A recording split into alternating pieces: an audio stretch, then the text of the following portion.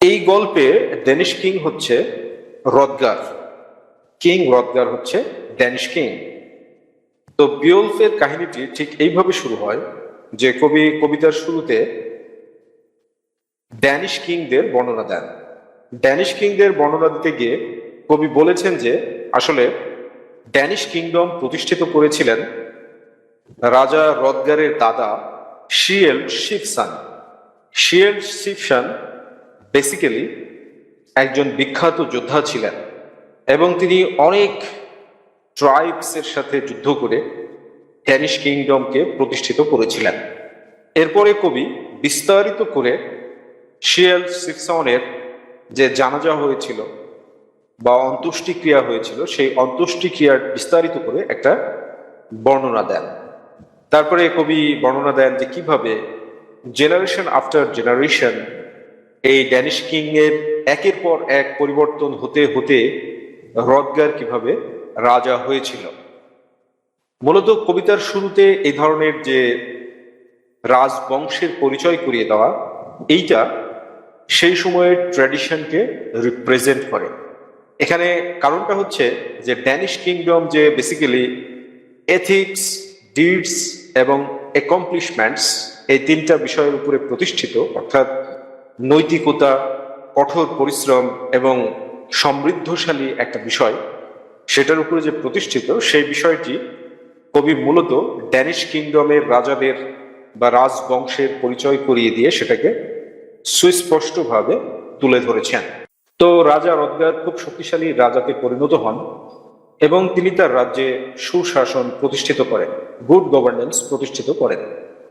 রাজা রদগারকে তার জনগণ খুব সম্মান করত এবং রাজা রদগার নেতা হিসেবে তিনি একজন সফল ছিলেন। তার সম্পদ এবং নেতা হিসেবে সফলতার নিদর্শন স্বরূপ তিনি তার রাজ্যে হিওরওয়াটস নামে একটি মিড হল নির্মাণ করেন।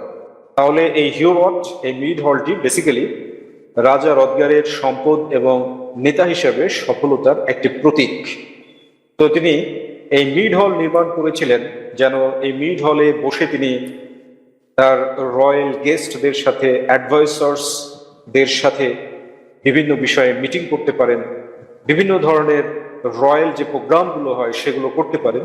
তার জন্য তিনি এই হিওরওয়াটস নামের এই মিড হলটা নির্মাণ করেছিলেন। কিন্তু দুঃখজনক বিষয় হলো যে এই মিড হলে যখন ডিনার পার্টি বা ব্যানকুয়েটস রাখা হতো, তো সেই ডিনার পার্টি বা ব্যানকুয়েটসে যখন ঈশ্বরের বন্দনা সঙ্গীত গাওয়া হতো, তখন এই রাজা রদগারের রাজ্যের এক পানির নিচের গুহায় গ্র্যান্ডেল নামে একটা মনস্টার বা একটা ডিমন, একটা রাক্ষস বাস করত তার মায়ের সাথে।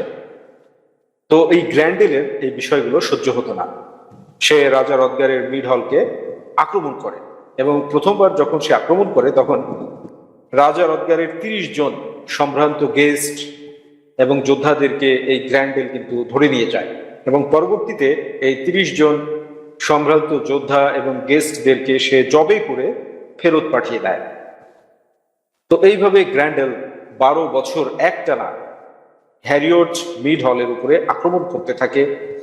ফলে রাজা রদগার খুব হতাশ হয়ে যায়, কারণ সে জনগণের জন্য একটি নিরাপদ রাষ্ট্র উপহার দিতে পারছে না। তো রাজা রদগার তার উপদেষ্টাদের কাছে পরামর্শ চায় যে এই বিপদ থেকে কিভাবে রক্ষা পাওয়া যেতে পারে।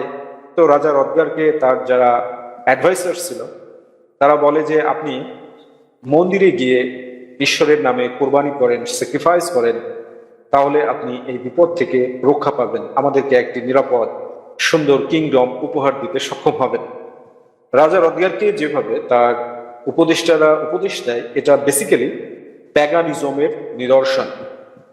প্যাগানিজম মানে হচ্ছে বিভিন্ন ধরনের পশু প্রাণীর পূজা করা। তো রাজা রদগারের রাজ্যের এই খারাপ খবর চারিদিকে ছড়িয়ে পড়ে এবং এটা গিডল্যান্ড নামে রাজ্যে পৌঁছে যায়। এই গিডল্যান্ড নামে বিওলফ নামে আমাদের যে হিরো বা সম্ভ্রান্ত যোদ্ধা সে বসবাস করে। তো বিওলফ যখন ড্যানিশ কিং এর এই বিপদের কথা শুনে তখন সে মনস্থির করে যে এই বিপদে রাজা রদগারকে বিওলফ সাহায্য করবেন। বিওলফ তার কিছু সৈন্য সামন্ত নিয়ে সমুদ্র পথে ড্যানিশ কিংডমে পৌঁছে যায়। তো ড্যানিশ কিংডমের যারা গার্ড ছিল, প্রহরী ছিল, বিয়ল্ফকে তার সৈন্য সামন্তদের সাথে দেখে বিয়ল্ফকে ড্যানিশ কিংডমে প্রবেশ করতে দিতে চায় না। তখন বিয়ল্ফ বলে যে আসলে আমি আপনাদেরকে সাহায্য করতে এসেছি, আমার উদ্দেশ্য হলো গ্র্যান্ডেলকে পরাজিত করা। তো এই কথা শুনে ড্যানিশ সোলজার্সরা খুব খুশি হয়ে যায় এবং তারা বিয়ল্ফকে হিওরট হলের উদ্দেশ্যে যাওয়ার জন্য মানে একেবারে একটা সেলিব্রেশন দেয়, গ্র্যান্ড সেলিব্রেশন কিন্তু দিয়ে দেয়। তো এরপরে রাজা রদগার বিয়ল্ফকে জিজ্ঞাসা করে যে আপনি কেন এসেছেন বা আপনি কে। তখন পুনরায় বিয়ল্ফ রাজা রদগারকে তার উদ্দেশ্যের কিন্তু বর্ণনাটা দেয় যে আমি আপনাকে সাহায্য করতে এসেছি, আর আমি এই কারণে সাহায্য করতে এসেছি কারণ একবার আপনি আমার বাবাকে যুদ্ধের ময়দানে বাঁচিয়েছিলেন। তো বিয়ল্ফ যখন রাজা রদগারকে তার বাবার কথা বলে তখন রাজা রদগার মানে খুব খুশি হয়। তারপরে বিয়ল্ফ বলে যে দেখেন, অনেক জায়গাকে আমি বিপদ মুক্ত করেছি, অনেক জায়গা বিভিন্ন ধরনের মারাত্মক প্রাণীদের দ্বারা আক্রান্ত হয়েছে, সে সমস্ত জায়গাগুলোতে আমি গিয়ে বিপদ মুক্ত করেছি। তো এইবার আমি আপনার দেশকে বিপদ মুক্ত করব গ্র্যান্ডেলের হাত থেকে। তো এই কথা শুনে আসলে রাজা রদগার কনভিন্সড হয়ে যায় এবং সে বিয়ল্ফকে স্বাগতম জানায়, ওয়েলকাম জানায়। তো এখানে বিষয়টা হচ্ছে এরপরে রাজা রদগার বিয়ল্ফের বাবার সম্পর্কে একটা বিস্তারিত করে লেকচার দেয় এবং গ্র্যান্ডেলের আক্রমণ সম্পর্কে খুব প্যাথেটিক একটা লেকচার দেয় এবং দুঃখ ভারাক্রান্ত হৃদয় নিয়ে এই যে 12 বছর ধরে গ্র্যান্ডেল যে হত্যাকাণ্ড চালিয়ে যাচ্ছে সেটার একটা বর্ণনা দেয়। সাথে সাথে রাজা রদগার বিয়ল্ফের প্রশংসা করে। তো এই কথাটা রাজা রদগারের একজন সভাসদ যার নাম হচ্ছে আনফ্যাট, এই আনফ্যাট এটা সহ্য করতে পারে না এবং সে হিংসা করে যে কোথা থেকে বিয়ল্ফ সেই গ্রিটল্যান্ড থেকে আমাদেরকে বাঁচাতে এসেছে, এটা সে মেনে নিতে পারে না এবং বিয়ল্ফকে দুর্নাম করার উদ্দেশ্যে, ডিসক্রেডিট করার উদ্দেশ্যে বক্তব্য দেয়। কিন্তু বিয়ল্ফ খুব বিচক্ষণতার সাথে আনফেদকে ডিফেন্ড করে এবং আনফেদকে কিন্তু সে অপমানও করে যে আপনি কি করেছেন 12 বছর ধরে, আপনি তো কিছুই করতে পারেননি। তো যাই হোক, এই ঝগড়াটার মীমাংসা করার জন্য রাজা রদগারের যে ওয়াইফ কুইন ওয়েলথিউ কিন্তু মানে মধ্যস্থতাকারী হিসাবে সামনে চলে আসে এবং বিয়ল্ফকে স্বাগতম জানায় তার রাজ্যে এবং বিয়ল্ফের পরিকল্পনাকে পরিপূর্ণভাবে সবাই অ্যাকসেপ্ট করে নেয়। তো বিয়ল্ফ রাজা রদগারকে বলে যে আপনি হিওরট হলে আবার একটি ডিনার পার্টি রাখেন বা ব্যানকুয়েট রাখেন। তো বিয়ল্ফের পরিকল্পনা অনুযায়ী হিওরট হলে আবার একটি ডিনার পার্টি রাখা হয় এবং সেখানে বহুদিন পরে ড্যানিশ জনগণ খুব আনন্দ ফুর্তি করে এবং রাতের খাওয়া দাওয়া শেষে সবাই যখন বন্দনা সঙ্গীতে আবার মানে শুনতে থাকে তখন সেই সময় গ্র্যান্ডেল হিরোয়েট হলে আক্রমণ করে এবং গ্র্যান্ডেল সর্বপ্রথম বিয়ল্ফের একজন সৈনিককে আক্রমণ করে। তো বিয়ল্ফ সামনে এসে দাঁড়িয়ে যায়। বিয়ল্ফ এবং গ্র্যান্ডেলের মধ্যে বিশাল একটি লড়াই হয়। লড়াই চলাকালীন সময়ে গ্র্যান্ডেল বুঝতে পারে যে তার পক্ষে বিয়ল্ফের সাথে পেরে ওঠা সম্ভব না, কারণ বিয়ল্ফ একাই 30 জন বীর যোদ্ধার সমান। তো এই জন্য গ্র্যান্ডেল পালিয়ে যেতে শুরু করে। তো বিয়ল্ফ কি করে, গ্র্যান্ডেলের ঘাড়ের উপরে লাফিয়ে উঠে যায় এবং গ্র্যান্ডেলের একটি হাত ছিঁড়ে দেয়। তো ফলশ্রুতিতে গ্র্যান্ডেল মারাত্মকভাবে আহত হয়, সে মৃতপ্রায় আহত হয়ে যায় এবং সে তার গুহাতে ফিরে যায়। তো এইদিকে বিয়ল্ফের এই বিজয়ে সবাই ড্যানিশ নাগরিকরা খুশি হয়ে যায় এবং তারা মনে করে তারা বিপদ মুক্ত হয়ে গিয়েছে।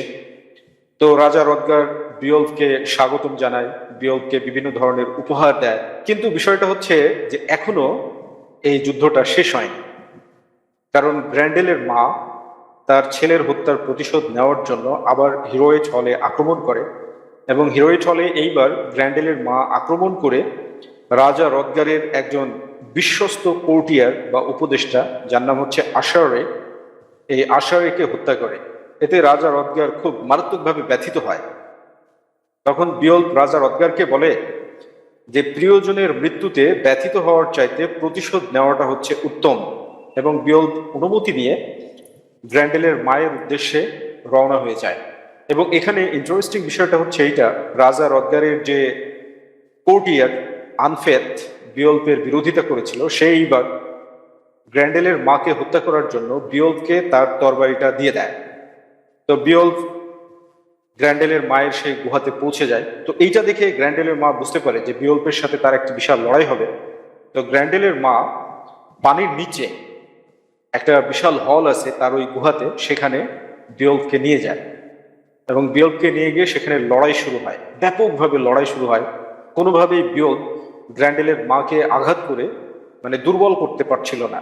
তখন বিওলফ দেখে যে এই হলের দেওয়ালে একটা তরবারি ঝুলানো আছে। বিওলফ সেই তরবারিটা নেয় এবং গ্র্যান্ডেলের মাকে কেটে টুকরো টুকরো করে দেয়। তো এতে পানির নিচ থেকে রক্ত উপরের দিকে উঠতে থাকে। এতে ড্যানিশ যে সিটিজেন্স, ড্যানিশ নাগরিকরা বুঝতে পারে যে বিওলফ আবার জয়লাভ করেছে। তারা এই সংবাদ দেওয়ার জন্য রাজ্যে ছুটে যায়। বিওলফের সৈনিকেরা উপর থেকে বিওলফের জন্য অপেক্ষা করে। এদিকে বিওলফ গ্র্যান্ডেলের মাকে হত্যা করার পরে দেখে যে গ্র্যান্ডেলের মানে মৃত শরীরটা ওখানে পড়ে আছে। তখন সে ওই ম্যাজিক্যাল তরবারি দ্বারা গ্র্যান্ডেলের মাথা কেটে নিয়ে চলে আসে এবং রাজা রদগারকে উপহার হিসাবে দেয়। এইভাবে বিওলফ ড্যানিশ কিংডমকে গ্র্যান্ডেলের হাত থেকে বিপদ মুক্ত করে। তো এখানে বিষয়টা হচ্ছে, বিওলফ যখন তার দেশে ফিরে আসে তখন রাজা রদগার এবং তার ওয়াইফ ওয়েলথিও বলে যে বিওলফ নিঃসন্দেহে তার দেশ গিটল্যান্ডের রাজা হওয়ার যোগ্য। তো মেলা ধরনের উপহার সামগ্রী নিয়ে বিওলফ তার দেশে গিটল্যান্ডে ফিরে আসে। গিটল্যান্ডে ফিরে এসে গিটল্যান্ডের রাজা হাইজলেককে বিওলফ সমস্ত উপহার দিয়ে দেয়।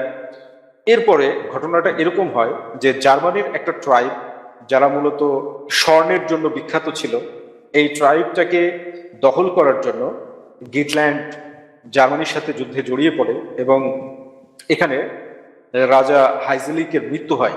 যদিও গিটল্যান্ড জার্মানির সাথে এই যুদ্ধে জয়লাভ করে, তারপরেও রাজা হাইজেলিকের মৃত্যু হয় এবং বিওলফকে রাজা বানানোর সিদ্ধান্ত নেওয়া হয়। কিন্তু বিওলফ বলে যে না, আমি রাজা হব না, রাজকুমার রাজা হবে। তো রাজকুমার রাজা হয়, কিন্তু দুঃখজনক বিষয় হলো যে রাজকুমার রাজা হওয়ার পরে একটি যুদ্ধে রাজকুমারেরও মৃত্যু হয় এবং ফলশ্রুতিতে বিওলফকে গিটল্যান্ডের রাজা হতে হয়। গিটল্যান্ডের রাজা হওয়ার পরে বিওলফ দীর্ঘ 50 বছর গিটল্যান্ডে সুশাসন প্রতিষ্ঠিত করে এবং তার রাজ্য উন্নয়নের একদম চরম শিখরে পৌঁছে যায়। কিন্তু একদিন হঠাৎ করে বিওলফের রাজ্যের একজন চোর একটা ড্রাগনের গুহা থেকে একটা গবলেট চুরি করে। গবলেট মানে হচ্ছে একটা সোনার কাপ চুরি করে, গোল্ডেন গবলেট। এই গোল্ডেন গবলেট চুরি করার ফলে ড্রাগন খুব ক্ষিপ্ত হয়ে যায় এবং সে সেই চোরকে সন্ধান করতে থাকে। কিন্তু সে যখন সেই চোরকে খুঁজে পায় না, তখন এই ড্রাগন মানে তার মুখ থেকে আগুন বের করে বিওলফের রাজ্যের মানে গিটল্যান্ডের বাড়ি ঘর গ্রাম সব জ্বালিয়ে দিতে থাকে। তখন বিওলফ তার 11 জন স্ট্রং সিপাহীদেরকে নিয়ে সেই চোরকে খুঁজে বের করে এবং ড্রাগনের উদ্দেশ্যে রওনা হয়। তো চোর বলে যে ড্রাগন পাহাড়ের উপরে একটি চূড়ায় তার গুহা আছে, সেখানে সে থাকে। তো বিওলফ সেখানে যায় এবং বিওলফ তার সৈনিকদেরকে বলে যে হয় আমরা ড্রাগনকে পরাজিত করব, আর না হলে এখানে আমরা আমাদের দেশের জন্য শাহাদত বরণ করব। আপনারা সবাই আমার সঙ্গে সাহসিকতার সাথে যুদ্ধ করবেন, আমাকে মোরাল সাপোর্ট দিবেন। বৃদ্ধ বয়সে বিওলফ ড্রাগনের মতো একটি শক্তিশালী বিস্টের সাথে লড়াই করে। দুঃখজনক ব্যাপার হচ্ছে যে বিওলফের 10 জন সোলজার কমান্ডার ভয় পেয়ে সেখান থেকে পালিয়ে যায়। আর বিওলফের একজন বিশ্বস্ত কমান্ডার, যার নাম হচ্ছে উইগলফ, এই উইগলফ বিওলফের সাথে যুদ্ধ করে এবং ড্রাগনকে হত্যা করে। কিন্তু ড্রাগন মৃত্যুবরণ করার পূর্বে বিওলফের ঘাড়ের উপরে একটি কামড় দেয়। তার ওই বিষধর যে দাঁত আছে সে দাঁত বসিয়ে দেয় বিওলফের ঘাড়ের উপরে, সে গর্দানের উপরে, এই জায়গাটায়।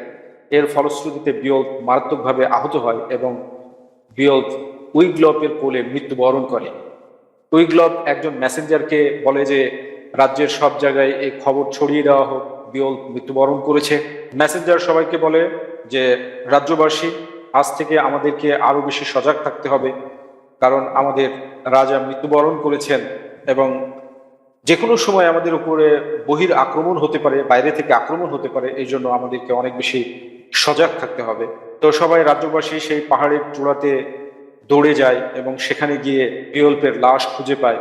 তো বিওলফের এই লাশ দেখে একজন মহিলা খুব ব্যথিত হৃদয় নিয়ে গান গাইতে শুরু করে এবং এখানে উইগলফ বিওলফের অনারেবল একটি ফিউনারেল দেওয়ার জন্য ড্রাগনের গুহা থেকে সমস্ত সেই স্বর্ণের যে সম্পদ, সে সম্পদগুলোকে বের করে নিয়ে আসে এবং বিওলফের সাথে সাথে সেই স্বর্ণগুলোকে ভাসিয়ে দেওয়া হয় সমুদ্রে একটি নৌকাতে করে। এইভাবে বিওলফের ফিউনারেল কার্যক্রম শেষ করা হয়। কিন্তু এখানে পোয়েট যেটা দেখিয়েছে, কবি যেটা দেখিয়েছে, সেটা হচ্ছে যে বিওলফ মৃত্যুর পূর্বে তার রাজ্যের জন্য যোগ্য কোনো রাজা নির্বাচিত করে যেতে পারেনি। এর মানে হলো তার রাজ্য যে কোনো সময় একটি ক্যাওটিক সিচুয়েশনে পড়ে যেতে পারে। এজন্য মূল বিষয় হচ্ছে একটি রাজ্যে সবসময় ম্যান পাওয়ার তৈরি করতে হবে, যোগ্য মানুষ তৈরি করতে হবে, যেন রাজার মৃত্যুতে সেই রাজ্যে কোনো প্রভাব বিস্তার না করে।